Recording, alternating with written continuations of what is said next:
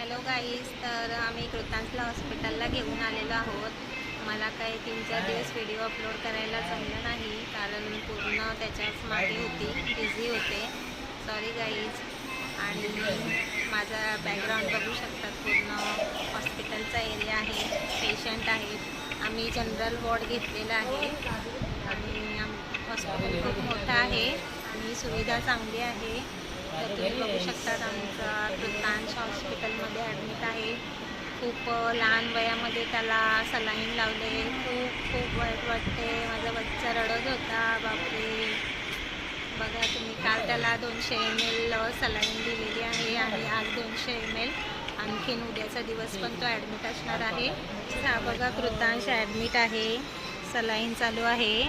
आत्ता 193 ml गेलेला आहे त्याच्या शरीरामध्ये. आणखीन 7 ml बाकी आहे. हे बघा, खूप त्रास होतो त्याला. छातीमध्ये कफ दाटले, त्याच्यामुळे त्याला ॲडमिट करावं लागलं. आता 3-4 तासानंतर तो झोपून उठला. त्याला थोडं बरं वाटते बऱ्यापैकी. आज तो खेळतोय. तर त्याच्यासोबत आजी आहे, त्याचे पप्पा पण आहेत, ते झोपलेले आहेत. काका आलेले आहेत बघायला.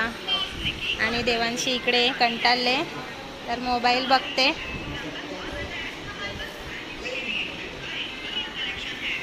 ओके गाईस, तर भेटूया नेक्स्ट व्लॉगमध्ये. Thank you so much.